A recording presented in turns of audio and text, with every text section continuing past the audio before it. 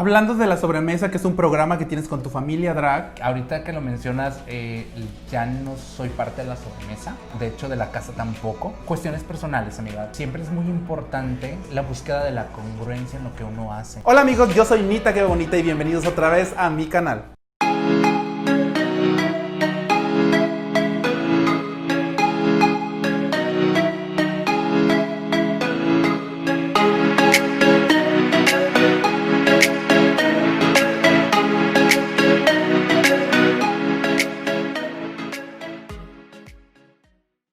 El día de hoy tengo una invitada muy especial en esta sección, en el cuarto oscuro con Nita. Ella es muy polémica, integrante de la House of 3XL, integrante también de la sobremesa.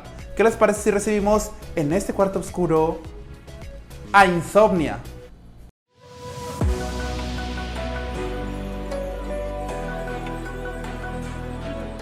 Insomnia, bienvenida al cuarto oscuro. Gracias, amigo, por invitarme. Que qué mamona, no me habías invitado, fíjate. Te tocó venir a la segunda temporada, qué bueno que estás aquí. Muchísimas gracias y pues ya, amiga, pues aquí a chismear ya. ¿Esta es tu primera experiencia en el cuarto oscuro o ya tienes otras previas? Ya había estado en cuartos oscuros, amiga. Platícanos, ¿cómo fue tu experiencia en el cuarto oscuro? La primera vez que fui a un cuarto oscuro fue en Puerto Vallarta. Como siempre, como buena puta regia en Puerto Vallarta. Así es, allá hay que ensuciar el apellido.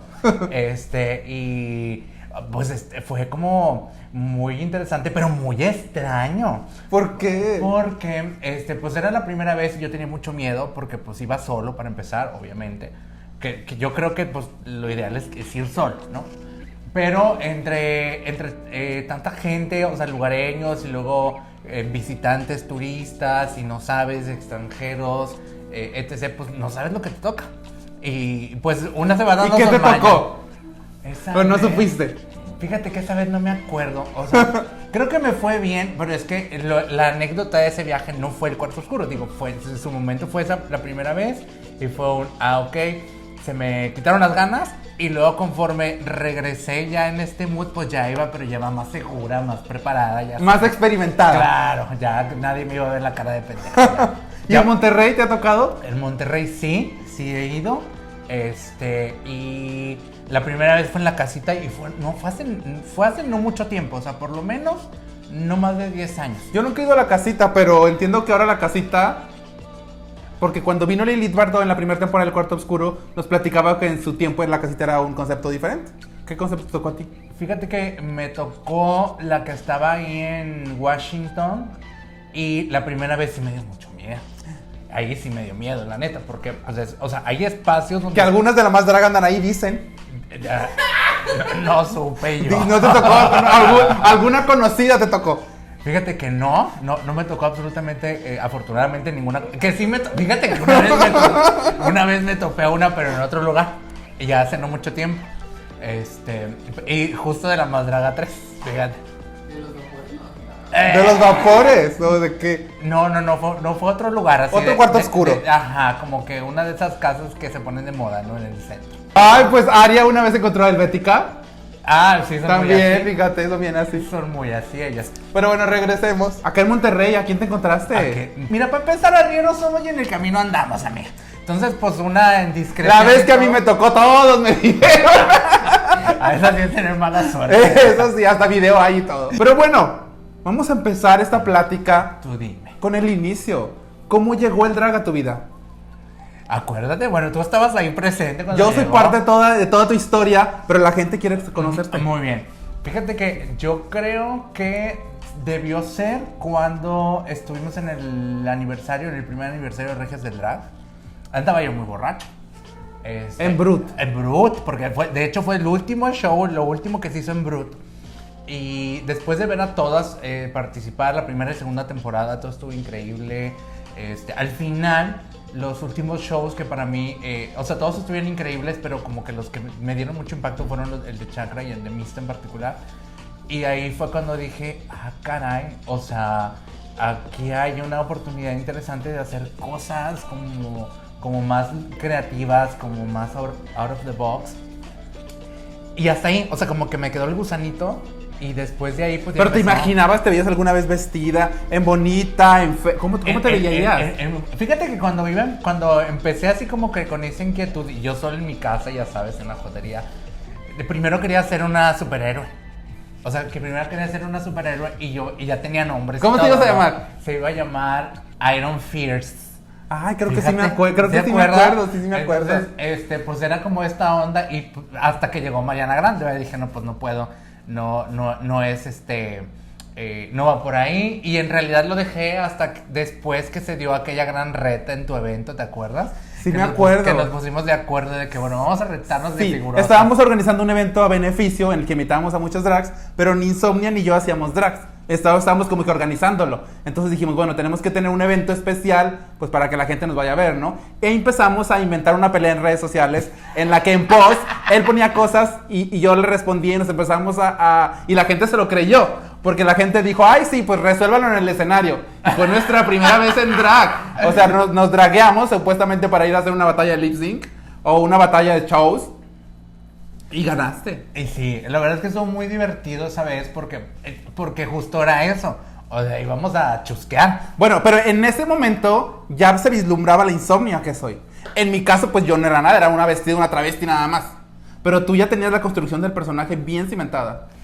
Sí, lo que pasa es que, además de ser muy inventada, porque pues lo soy, eso se sabe, sí me gusta como pensar y tener como un esquema y en un proceso de diseño como tener elementos y esto sí, esto no, con qué me identifico, cómo puede funcionar y pues ahí empezó, el camino se empezó a construir solo, ¿no? Poco a poco se fue dando. De esa manera, pues ya... lo que sí quería era, no quiero tener un ojo, y como por qué, ¿no? Y mucha gente se preguntaba eso. Y sí, el buffet es de que, pues la neta es que tengo el párpado todo caído. Entonces, por eso, cuando uso los dos ojos y la pestaña así, nunca se me queda quieta. Oh, amigo, batalló muchísimo, ¿no? Pero aparte de eso, era como este tema en la construcción de referencias que tenía, varios de esos personajes tenían en común que no tenían un ojo. Entonces ya empecé mejor a clavarme sobre eso y está muy interesante porque cuando uno se llega a topar, por ejemplo, en la calle, alguien que tiene un ojo de vidrio o que tiene un parche o que no sé, tiene alguna deformación, despierta mucho morbo a veces en la parte negativa, pero de cierta manera la curiosidad que de pronto te preguntas, ¿qué le habrá pasado a esta mujer? Exacto, ajá. ¿Qué le habrá pasado? ¿Por qué no lo tiene? Y entonces toda esa parte que fomenta, creo que desde ahí empieza este tema de despertar la curiosidad y que la gente empiece por sí sola. Bueno, ¿y qué le pasó a Insomnia? ¿Por qué Insomnia no tiene un ojo? Uy, pues es que hay muchas historias. En tu historia, bueno, la historia verdadera, ¿cuál fue? La historia verdadera en su momento, porque era muy ñoña, muy estúpida, hace 2 años, amiga. Sigue siendo. No, ya no, amiga.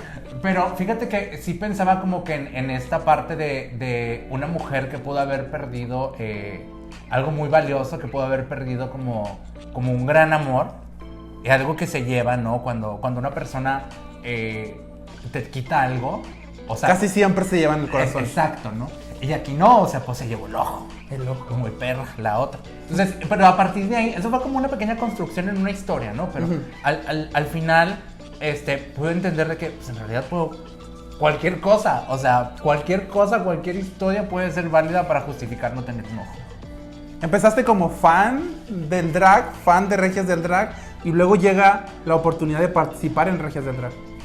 Sí, fíjate que siempre quise, o sea, te digo que desde que vi el primer aniversario, la verdad es que fue sí, yo colaboraba con otra producción, con Monterrey Drag Project, hasta la fecha, Bechotototes Apolo, y la verdad es que todo muy bien, pero también identificaba que era otro tipo de concurso, ¿no? Uh-huh. Y está bien que cada concurso busque cosas distintas, ¿no? En este caso, lo que a mí me motivaba, pues no era como hacer un cierto tipo de canciones, sino más bien empezaba a construir historias, pero con otro tipo de canciones, como con otra perspectiva, y veía, bueno, cuál es el único escenario donde pudiera tener como esta oportunidad y pudiera llevarlo a cabo. ¿Dónde caber tu estilo de drag? Entonces fue evidentemente Regias. Uh-huh. Y ahí, pues según yo dije, pues vemos, ¿no? Y me tocó estar en la temporada de las más seguras. Entonces esto fue todo un tema, pero la verdad es que me la pasé muy bien. pese a todas las situaciones que se dieron después, la verdad. ¿Cómo fue tu crecimiento o cómo te sentiste tú al iniciar la temporada y al finalizar, cuando te tocó salir? Cuando me tocó... Fíjate que el primer capítulo fue crucial. O sea, el primer capítulo la verdad es que me fue de la verga. O sea, súper mal. ¿Cómo es tu preparación para digamos, en este caso, para competencia, para un reto?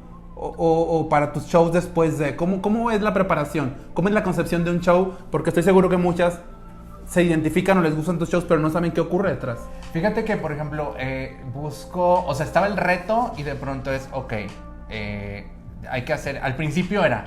que cometí un error, creo que es el error que cometemos muchas, ¿no? De pronto es... Siempre queremos meter como nuestra visión o nuestra parte personal. Nuestra historia personal. Y amiga, a veces no cabe. De hecho, la mayoría de las veces no cabe. Entonces, por eso nos va de la chingada. Pero, afortunadamente, pues una entiende. Entonces, en ese proceso, al principio era, bueno, antes de todo eso y cuando estaba en proceso de casting y demás, sí me preocupé por hacer un playlist para saber qué tipo de canciones son las que haría independientemente de para qué las iba a usar, ¿no? Entonces, cuando tenía el reto era, ok, el reto es tal cosa, no es rock, ok, pero ¿qué quiero hacer? O sea, ¿qué quiero decir? ¿Qué historia quiero contar? Entonces, a partir de ahí, primero pensaba qué historia podría ser interesante contar y después empezaba a armar como a ver qué canciones podría narrar lo más cercano, lo más fiel posible a esa historia y después buscar esos spoken words, ¿no? Que fueran como el refuerzo de eso que se quería contar o de eso que se pretendía contar. Creo que con el tiempo cambió al día de hoy, que sigue siendo más o menos la misma fórmula, pero ya está totalmente desprendido de la historia personal, ya está totalmente desprendido de quién es, porque en realidad a uno le cuesta trabajo entender que eso a nadie le importa, ¿sabes? O sea... Es que finalmente es el escenario, es entretener al público. Exacto. Desde tu concepto, desde tu percepción, pero no tienes que contar tu vida personal siempre. Exacto, y aunque hay oportunidad o hay veces en las que si cabe, depende de la carga, depende de lo que quieras decir y depende de exactamente qué es lo que quieras hablar en ese momento, ¿no? Y si se presta, si hay un acontecimiento, algo, ¿no? O sea, tiene que ver. O aprendes también a así jugarlo, y eso me lo enseñó Brie. O sea, tienes que hacer que las cosas se traten de ti, pero de una manera... más inteligente, ¿no? Y creo que una muestra de eso fue el último show que hice cuando estabas tú en competencia en La Masacre. En La Masacre. En Cyberpunk, Zombie Cyberpunk.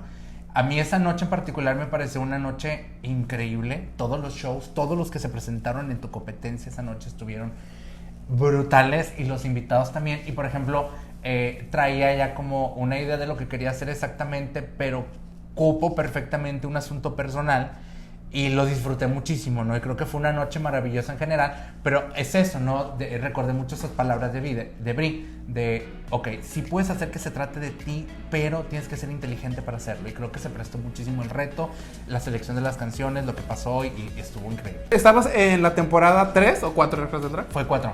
¿Estabas en la temporada 4 Regias del Drag? ¿No llegaste hasta la semifinal o un capítulo de la semifinal? Uno antes de ¿Uno antes? Salí en el pinche capítulo que la pinche Brie metió a propósito. De extra. Ay, pero sí, ¿cómo fue ese proceso para ti de decir, lo estoy dando todo y de pronto toca abandonar la competencia? La verdad que sí fue muy feo, fue muy difícil. Justo como te decía, creo que todas en mi temporada veníamos de ser público y veníamos de trabajar muy duro para ello. Y de pronto, pues, a las que nos fue tocando como salir, pues sí fue un proceso sí complicado, ¿no? Creo que valió la pena, o sea, después de todo ese tiempo, puedo entender muchas cosas hoy en día, ¿no? Acerca de esto y a darle más valor. Porque en su momento, pues, creo que a nadie le gusta perder, ¿no? Pero... Es parte del proceso, o sea, es parte de lo que te tiene que hacer crecer y no lo entiendes en ese momento hasta que pasa mucha mierda después, ¿no? O sea, se tiene que revolcar uno en su propio dolor y en su propia mierda para, pues, tener otra perspectiva de las cosas y ampliar el horizonte y darte cuenta que, bueno, o sea, esto sí puede ser todo lo que tú querías o toda tu fantasía, pero también hay otras cosas importantes, ¿no? Y pues el drag no es solo para la competencia, para ganar una corona. Que eso es... Yo recuerdo que cuando platicábamos al principio decíamos, vamos a empezar a hacer drag. ¿Cómo te ves? ¿Cómo me veo? Y decíamos, veíamos a otras drags ya populares o famosas o bien conocidas y veíamos que de pronto el drag absorbía su vida personal. Y decíamos, no, a nosotros no nos va a pasar. No nos va a pasar porque lo más importante es, obviamente, nuestro trabajo, nuestra vida personal y el drag es como algo extra. Pero no fue así. No, amiga. ¿Te acuerdas? Es que aparte de la maldición... Qué bueno que no entraste a Regias, amiga. La verdad. Porque Regias del drag te acaba la vida. O sea, pierdes todo. El alma, la dignidad, el empleo, la casa, el futuro. O sea, es una cosa súper difícil. ¿En qué momento lo entendiste eso? Ay, amiga, pues cuando viví en el centro, hijo, o sea, me di cuenta de que un día, la verdad es que caí en una depresión horrible. Le habló uno de mis mejores amigos, Fernando, que le mando un beso. Muchísimas gracias, Fernando. Nunca más voy a olvidar eso, que fue a mi casa. Por otro asunto, no hablamos. Entonces me dice, voy a ir a visitarte, ok, va. Y llega en la noche y llega a mi casa y se da cuenta del cuadro ¿no? De Iván, ¿qué te está pasando? Pues ya empezamos a hablar y fue oye, es que estás...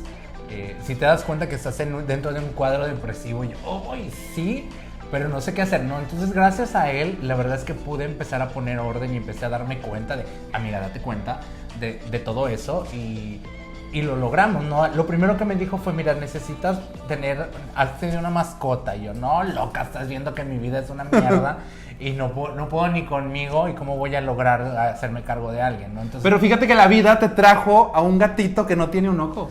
Es ciego y no tiene un ojo. Después de que me dice Fernando eso, literal, al día siguiente Frida, que también le mando un beso, que seguramente va a estar viendo esto porque sí siguen mucho mi trabajo en drag.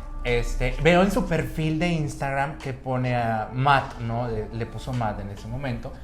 Matt se encuentra buscando hogar temporal, es un gatito invidente, o sea, no ve y no tiene un ojo. Y cuando lo vi, y aparte negro, entonces tenía todos los defectos del mundo, porque, paréntesis, los perros y los gatos negros son con los que más se batalla para conseguirles hogar, porque la gente es racista, o sea, hasta con los animales es racista, ¿no?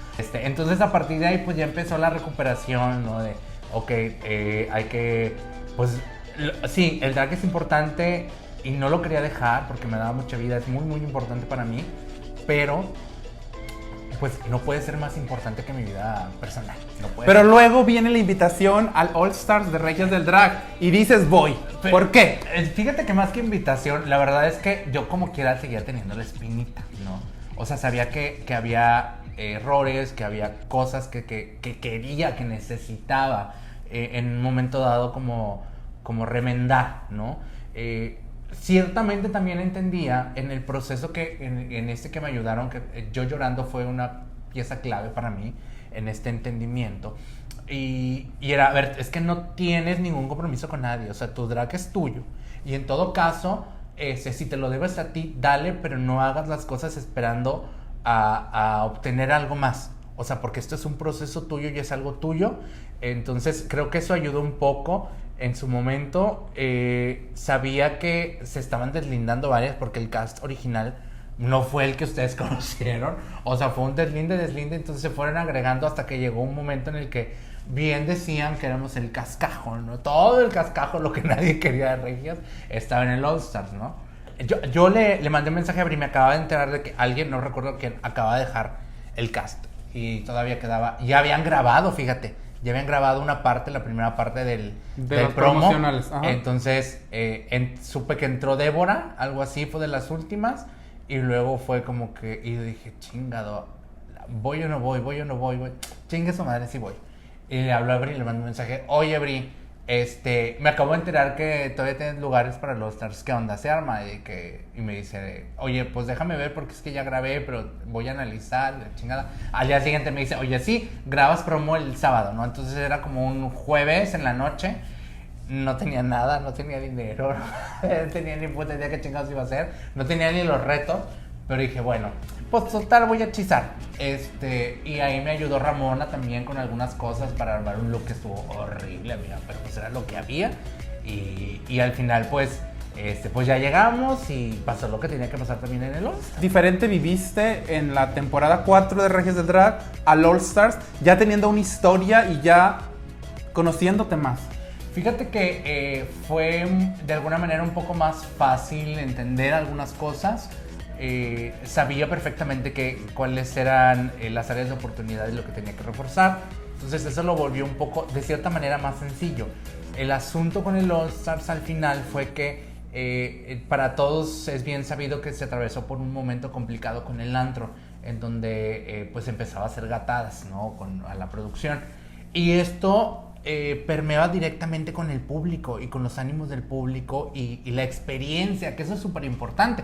Entonces empieza a haber ok, nuestra chamba es entretener y fue vamos a olvidarnos de los retos y de todo y tenemos que llegar a entretener, pero eso muy pocas lo llegamos a entender, porque todas íbamos, o sea, seguíamos tercas y aferradas de nuestra fantasía y de querer llevar las cosas y según todas, si me acuerdo perfectamente, no, me vengo a divertir, la chingada, puro pedo, güey, terminamos bien hartas y bien locas en el backstage y fue una cosa, sí estuvo padre, fue menos complicada, pero sí seguía viendo esta falta de desprendimiento, ¿no? Del ego. ¿Te veías ganando el All Stars o te veías como finalista cuando empezó, cuando ya conociste a todo el cast?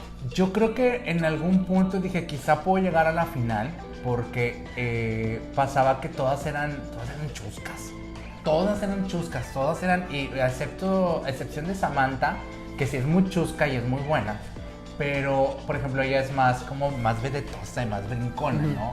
Y todas las demás sí eran más chuscas y dije, bueno, a lo mejor pudiera ser que si lo hago bien me pueda colar. Pero la realidad es que conforme fueron avanzando los episodios y sucedía esto, en donde ya el reto era lo menos importante, fue algo que no, o sea, me costó un poco de trabajo entender hasta que pude de alguna manera encontrar el verdadero camino, la fórmula con el show de Mandamientos. Que yo creo que ese show fue lo que necesitaba, era lo que quería, era lo único que necesitaba para mí como drag dentro de ese escenario, particularmente dentro de ese escenario en donde finalmente era todo lo que siempre quise hacer, pero lo hacía de otra manera y lo hacía más conceptual, y esto fue más simple y fue más con canciones que nunca me hubiera atrevido a hacer, porque a mí no hubiera pensado jamás hacer a Gloria Trevi. Para mí fue ese el mejor momento que he tenido en un escenario. Logré lo que quería y fue como creo que esa fue mi redención. Pese a que no gané el episodio, lo cierto es que la reacción del público fue otra. Los comentarios que sigo recibiendo acerca de ese show por gente que ha llegado, obviamente gracias a la digitalidad, que ha llegado a conocernos más y que se pone a escudriñar acerca de lo que hemos hecho, sí les termina de encantar como toda esa fantasía que se dio en ese show, y con eso me quedé. O sea, fue pues hasta ahí creo que llegué, está bien, quería redimirme, creo que lo logré. Creo que la redención no necesariamente tiene que ver con un gane, sino con ese descubrimiento, ¿no? Hacia ti mismo y decir, bueno, pues sí se pudo, bye. Y aprender, que luego pues viene un deslinde, ¿no? Al siguiente capítulo. Que eso también es parte de un aprendizaje. A veces te das cuenta de que por mucho que desees algo, a lo mejor no es para ti en ese momento. Y puedes seguir en el camino hasta que te toque otra vez que te chispen, o darte cuenta y decir, bueno, ya no tiene sentido. En mi caso fue ya no tiene sentido, porque aparte las complicaciones ya eran muchas. Exactamente. Hoy que ya lo ves con tiempo o tiempo después, ¿entrarías a otro concurso? Fíjate que no sé. A estas alturas y con el cambio que nos vino a dar el COVID, no estoy muy seguro, porque creo que... O sea, sí hay una parte de mí que quisiera, pero tampoco es una prioridad. Creo que este es un momento importante para todas nosotras en general. El hecho de tener acceso, por ejemplo, o de ser dueñas de nuestras propias redes, de poder crear nuestro propio contenido, nos da la oportunidad de experimentar y hacer muchas cosas que también pudieras experimentar en un concurso. Pero aquí en este caso, tú eres tu dueño, tú sabes cómo lo haces, tú sabes cómo lo resuelves, tomas tu tiempo y sabes a quién quieres llegar. O sea, tienes el control absolutamente de todo. Y creo que aunque no tengas un gran apellido, aunque tus skills en muchas cosas no sean muy buenos, la oportunidad está abierta ahí, está abierta para todas. Entonces, no sé, a lo mejor sí, no sé si volvería. Hoy, a 2 años de que inició Insomnia, ¿cómo te defines o cómo defines el drag de Insomnia? Creo que Insomnia es confrontativa, contestataria y cabrona. O sea, sí le vale mucho este tema del estándar, del nuevo estándar que nos están queriendo imponer, ¿no? De esta nueva visión, ¿no? De la draga 360, que tiene que ser así, porque si no, no vale tu drag. Entonces, creo que, como te decía hace rato, el hecho de que tengamos las plataformas, nuestras propias plataformas, para poder hacer y deshacer, nos da la oportunidad de experimentar. Estaría también padre que entre nosotras pudiéramos generar sinergias para sí brindarnos apoyo y hacer las veces que una crítica te tiene que hacer, ¿no? O sea, por ejemplo, si a lo mejor mis skills de maquillaje no son muy buenos, pues me voy a juntar y voy a tratar de aprender de las que tienen un buen skill de maquillaje. Y si a ellas a lo mejor les cuesta un poco trabajo conceptualizar algo o ver un poco más allá acerca de su drag, pues bueno, a lo mejor yo me puedo sumar a ellas y podría ver otras cosas. Hay además de dragas, hay personas que tienen negocios dentro del mundo del drag que también están apoyando, que también están haciendo parte de ello y son ayuda. O sea, se pueden hacer sinergias muy interesantes sin necesidad de tener que ser una competencia y se pueden crear proyectos también muy buenos. O sea, que es lo que nos deja el COVID. ¿Hacia dónde va Insomnia o qué le falta a Insomnia por hacer? Fíjate que me encantaría generar más contenido. Creo que el trabajo que se ha realizado o que me ha tocado hacer en la sobremesa me abrió muchas panoramas que no había considerado. Por ejemplo, el sacar y darle vida por fin a Patsy, porque estaba muy hablada y Patsy nada más surgió para un concurso travesti, que igual estuvo muy chistoso, pero, o sea, sí había como esta forma de querer, siempre también había querido hacer comedia. O sea, todo el mundo sabe que la comedia no se me da tanto, o al menos no como Insomnia, ¿no? Porque pues tiene otra perspectiva y va y te caga el palo, ¿no? Pero esta otra parte de Patsy que sí es más como... Fíjate que me llegó un comentario de mucha gente que la ha recibido bastante bien. También que le ha dado la oportunidad a Insomnia, porque esa era otra cosa, ¿no? En Monterrey dicen que uno no es profeta en su tierra, y es correcto. No sé a ti cómo te haya ido, pero en el caso nuestro, o hablando particularmente en el mío, fuera de Monterrey, la gente de otros lugares de la República, incluso de otros países como Perú, Argentina, Colombia, la verdad es que les gusta Insomnia. O sea, y no tienen problema con el hocico, no tienen problema con la opinión, pero pues es eso, o sea, es gente que tiene otra perspectiva, ¿no? Que está buscando otras cosas. Entonces, en el caso de Patsy fue como pues siempre había querido sacarme la espina de poder hacer algo más divertido. Y tengo mis referencias de eso, pues son otras, ni siquiera son tan actuales. Hasta hace poco, que cuando salimos, la mamá de Renata Lamacorra nos hizo un comentario, y fue un comentario para mí de que es que me recuerda mucho a la Beba Galván Vibroso, ¿no? Esa es la referencia, hacia allá quiero ir, ¿sabes? O sea, sigo siendo y sigue gustándome un poco el hecho de hacer señalamientos y cosas políticas, que de hecho la intención de sacar a Patsy ahí fue, quería hacer algo, ¿no? Quería romper un poco el estereotipo de la chica del clima, que nada más está bien buena y que dice cosas y que está para que la sabroseen, pero en realidad Patsy no estaba hablando sobre qué tal de las temperaturas, sino hablaba del clima social en el país, ¿no? Con aspectos importantes, ¿no? Que eran como necesarios resaltar cosas negativas y positivas, porque estamos viviendo en un momento en el que sí hay que prestarle atención a las cosas que hay que mejorar, pero también necesitamos saber qué estamos haciendo bien como país, ¿no? Entonces esa era la intención. Creo que muy poca gente lo entendió o lo ha entendido, les parece chusca, les parece graciosa, ha sido bien recibida. Habrá que buscarle, por ejemplo, algunos otros espacios, o buscar otras formas de explotarla, ¿no? Pero creo que es lo que sigue, o sea, buscar contenidos que lleven hacia allá. Hablando de La Sobremesa, que es un programa que tienes con tu familia drag, la House of 3XL, ¿en qué momento llega Alexis a tu vida? Decir, ahora es mi mamá drag. Pues es que sucedió desde que entré a Regias. Yo entré a Regias, pues obviamente no sabía maquillarme, yo no sabía nada, yo nada más fui de inventada. Me maquillaba en su momento Plástico Velázquez, también Bechotototes, es un gran amigo, y ha sido una guía muy importante en todo esto desde el inicio. Entonces me ayudaba mucho Plástico, y de pronto me maquilló también en su momento Alexis, y a partir de ahí fue cuando hice el casting de Regias, y fue ay, ¿qué voy a hacer? Y me empecé a acercar, y de pronto pues ya la cercanía ya me ayudaba. y fue un, Alexis, voy a necesitar ayuda. ¿No quieres otra hija? ¿Ya tenía una hija? Vemos, pues era Débora. Ah, ya tenía Deborita. Entonces fue un vemos, ¿no? Y al final creo que se dio la química y una identificación. Y siempre he creído que en tanto las tres, o sea, el Bética, Débora y yo, tenemos un rasgo muy particular de Alexis, ¿no? Y creo que Débora es como esta simpatía, ¿sabes? Esta chusquedad, esta parte chusca. Que la comedia se le da de una forma natural. Exacto, ¿no? El Bética creo que es la parte kawaii, ¿no? La parte estética.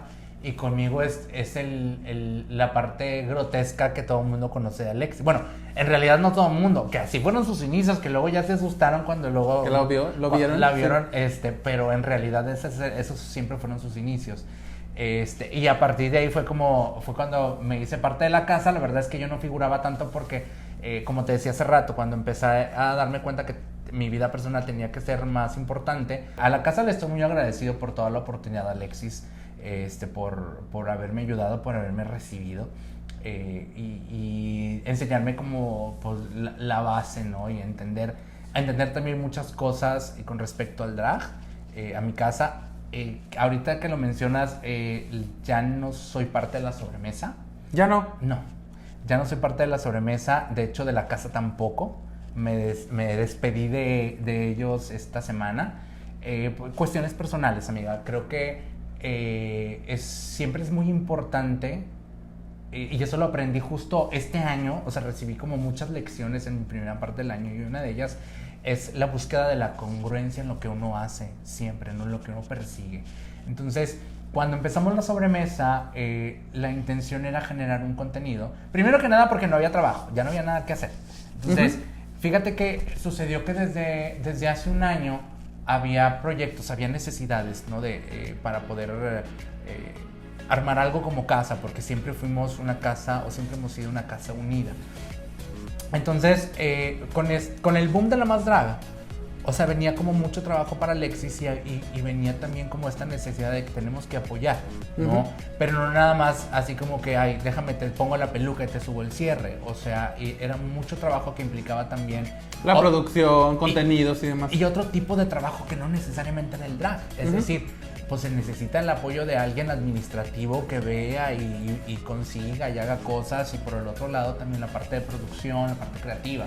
Entonces, en su momento cuando yo expuse esta necesidad y un plan de que pues vamos a trabajar como casa, como empresa, de esta manera, lo primero, hubo alguien, no voy a decir su nombre, que ya no figura tanto con nosotros, pero en su momento estuvo ahí y dice, ay, tú primero hechiza, ¿no? O sea, hubo como un freno así de que estuvo medio pinche, y la verdad es que pues solo omití, o sea, no continué con el proceso, pero el tiempo me dio la razón porque llegó el COVID y no hubo nada y sí teníamos que empezar a trabajar en eso, ¿no? Entonces, pues ya con el Bética oficialmente adentro y todo, pues vino este tema de, pues, tenemos que hacer algo, tenemos que hacer contenido. O sea, tenemos que hacer contenidos individuales o algo así para dar vida y pues buscar, necesitamos que haya un super chat por el número de seguidores que ya existía para poder recibir propinas, para poder tener interacción con el público. Y empezamos a ver, bueno, ¿qué podría ser? Alexis siempre decía, ay, yo quiero ser Marta de baile, ¿no? Y ya sabes, ¿no? Era como que entre risa y broma y esto, y de pronto pues viene la idea del formato. Me tocó trabajar directamente proponiendo el formato, el nombre, todo. Pues es algo que yo hago, ¿no? Creo marcas, creo productos. Y la verdad es que pues empezamos a embonar muy bien y tenemos un propósito, y el propósito era justamente buscar ampliar el público, porque al final del día nos estamos canibalizando exactamente el mismo público, y hoy por hoy incluso hay gente allá afuera que no sabe qué es La Más Draga. Hay mucha gente que no sabe quién es RuPaul, hay mucha gente que no sabe qué es el drag, ¿no? Entonces es una oportunidad muy importante salirlos a buscar, ofrecerles algo, ofrecerles entretenimiento y que aprendan a apreciar esta parte, pero sobre todo es ahí donde viene la verdadera visibilidad, porque si yo digo que busco visibilidad y aceptación en el mismo segmento para el que estamos trabajando, pues nos quedamos como con los mismos. Sí. Entonces, pues esos eran los objetivos en un principio. Con el tiempo creo que han migrado, o sea, o como que cada quien empezó a verlo como por sus propios objetivos. ¿Pero no crees que es una evolución natural? Pudiera ser, pero sabes que cuando tú tienes un proyecto, cuando tú tienes una... esto más allá de ser un trabajo de casa, y tienes razón en cuanto a la evolución natural, empezamos a verlo como un trabajo, o sea, ya como debe de ser y con mucha responsabilidad. Entonces, cuando eso sucede es como en una empresa, en tu empresa, por ejemplo, en tu vida civil, hay una cultura organizacional. Uh-huh. Y todos tienen que estar como, independientemente de cuál sea tu labor, tenemos que estar viendo ese mismo objetivo, porque si a mí me toca jalar cables, pues voy a jalar cables, pero estoy jalando cables con un propósito, porque voy hacia ese objetivo. Uh-huh. ¿Cuánto me va a llevar? No sé, puede ser 2 años, 3, 5 días, no sabemos. Pero en el perseguir ese objetivo, sí tiene que haber un get common, ¿no? Tenemos que estar todos como en esa sintonía, y llegó un momento en el que ya empezamos a no tener ese objetivo, ¿no? ¿Qué pasa? Que de pronto empezamos a recibir críticas por parte del mismo gremio, en donde pues es que ya no están chidas, es que ya no esto, ya no lo otro, ¿no? Ya empieza a preocupar un poco la opinión de ese sentido. Y por ejemplo, cuando empezamos esta temporada con este nuevo formato, que de hecho era el formato con el que queríamos empezar antes, pero todo fue tan orgánico que la gente empezó a pedirnos invitados para tener estas entrevistas, pero dependíamos del invitado. Uh-huh. Y o sea, no puedes depender de un invitado, porque si te queda mal, ¿qué haces? ¿Qué le ofreces a la gente? Uh-huh. O sea, necesita haber algo más planeado. Entonces, empezábamos nuevamente a caer en ese tema, otra vez caer en el buffet y caer en entonces ahí fue como que la verdad es que pues sí le he invertido mucho tiempo y trabajo, y prefiero en todo caso ese tiempo, trabajo, esfuerzo, dinero, porque también es dinero que no tenemos, by the way, prefiero invertirlo en mí. A la casa yo la quiero muchísimo, a Alexis le voy a estar agradecido siempre. Pero decides abandonar la sobremesa, digamos, el proyecto, pero ¿por qué también la house? La house, lo que pasa es que es junto con pegado. O sea, aquí la situación es que empezamos a tener ambiciones, ¿no? Empezamos a tener otra visión, y como te decía hace rato, la verdad es que me di cuenta de que esas referencias que tengo para poder para poder mostrar mi drag realmente son más como el camino que quiero seguir. O sea, me interesa mucho seguir haciendo contenido, pero otro tipo de contenido. No me interesa hablar de la más draga o hablar de otras drags, ¿no? O me encantaría poder trabajar con otras personas, o sea, tener la libertad de decir, ¿sabes qué? En este proyecto particularmente quiero a tal y tal y tal, y quiero grabar algo con ellas, un sketch, un lo que sea, y vamos a trabajar y a experimentar hacia allá. Esa libertad, o sea, la libertad de tener ese tipo de tomar ese tipo de decisiones cuesta, ¿no? Y en este caso, para mí, pues el costo es pues tener que desprenderme, porque para todo eso se necesita tiempo, y la verdad es que la casa y la sobremesa sí requieren mucho tiempo. Entonces, y estaba dispuesto a hacerlo, y lo estuve haciendo. Sin embargo, cuando ya los objetivos empezaron a caminar por otro lado, sí me vi en la necesidad de pues, poner un alto y volver otra vez, ¿no? Es más importante. Amo mi casa, amo al equipo que se formó, porque es increíble. ¿Y cómo recibieron ellos el hecho de que ya no vas a estar? Pues todo muy bien. La verdad es que no... sí les hice la observación de que no quería yo convertirme en esa persona horrible, ¿no? De querer imponer, o de tratar de recordar todo el tiempo hacia lo que íbamos, porque a lo mejor no está ese compromiso hacia ese camino, y el único que lo tenía tal vez era yo. Entonces, a partir de ahí dije, bueno, la verdad es que por salud mental, y sobre todo principalmente, como te decía, por la congruencia y por el objetivo, la verdad es que tengo muy claro hacia dónde quiero ir, y tengo muy claro también con quién quiero colaborar. Entonces, pues voy por eso. Hablemos un poquito de quién le da vida a Insomnia.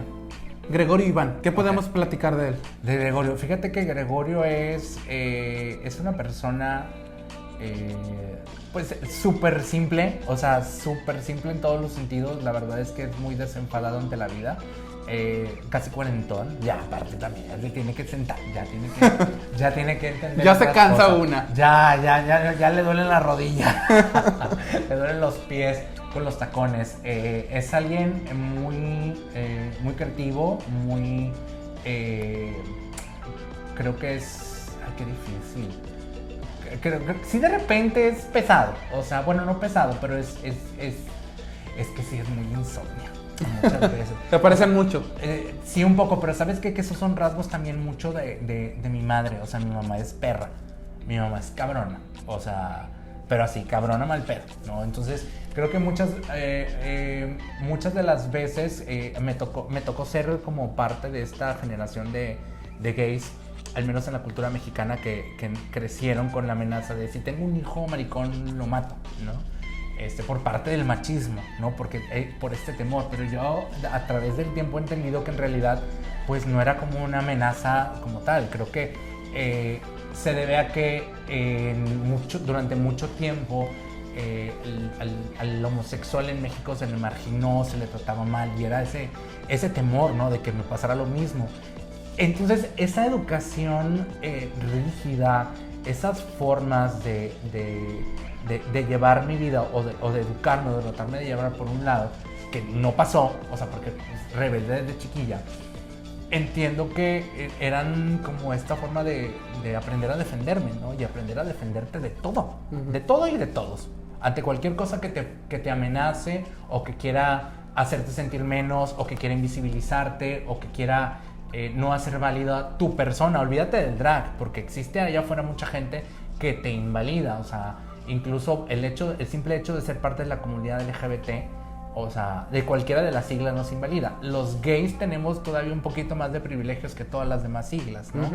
Pero en realidad eso no significa que dejamos de enfrentarnos a eso todo el tiempo. Entonces ese coraje, esa forma, esa manera de respuesta es algo muy de Gregorio, que también aprendió a desarrollar con el paso del tiempo. Digo, no se trata de hacerla de pedo todo el tiempo, sino más bien... ok, vamos y nos entendemos. Creo que Gregorio es más como conciliador y me ha tocado, por ejemplo, en estos procesos de educación, de esta nueva forma de ver las cosas que necesitamos como sociedad, ¿no? En este desaprender para aprender, incluyendo el respeto, incluyendo la aceptación, la equidad de género. Me ha tocado, por ejemplo, tener conversaciones con gente de Uber, con choferes de Uber, taxistas, incluso algunas las he grabado, ¿no? En donde para mí es importante el compromiso. En mi drag es muy político y eso todo el mundo lo sabe, pero pues no nada más se queda ahí o en redes sociales o en un show. Es decir, llego a tener diálogos con personas en la calle. La última vez en pleno COVID me tocó con un taxista donde se estaba quejando sobre las manifestaciones y el desmadre y las feministas, y me puse a dialogar con él, ¿no? A ver, es que imagínense, las están matando, o sea, pero es que los monumentos nada, o sea, si a su esposa se la matan, a su hija la matan, o sea, nada más por ser mujer. Y si nadie hace nada. O sea, el gobierno no hace nada. No hace nada, y nosotros tampoco, o sea, y entonces ahí como peladitos también nos corresponde, a lo mejor no meternos, no opinar, pero sí tenemos que ayudar a educar a los otros güeyes que no quieren entender. Y a lo mejor no les cambiamos el chip en ese momento, pero a veces hacerlos pensar un poco ya es ganancia. Entonces, desde ahí va y es un poco la congruencia de la que te hablaba hace rato, ¿no?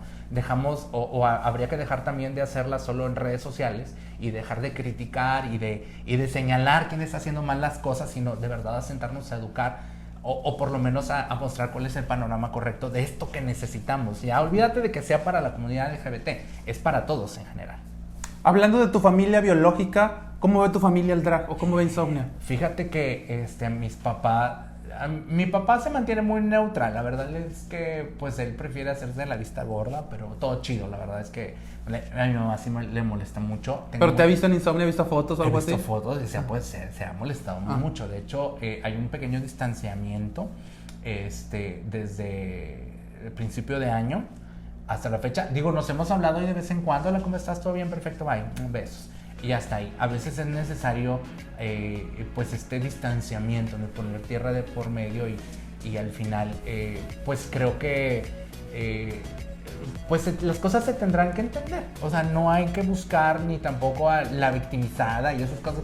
Pues no, uno decide O sea, el hecho de travestirte de verdad, o en mi caso, a un hombre de mi edad y de la generación a la que pertenezco con el background, involucra muchas cosas. O sea, no nada más aprendete a maquillar y hechizar, es entiende que vas a traer contigo cargando muchas cosas por hacerlo.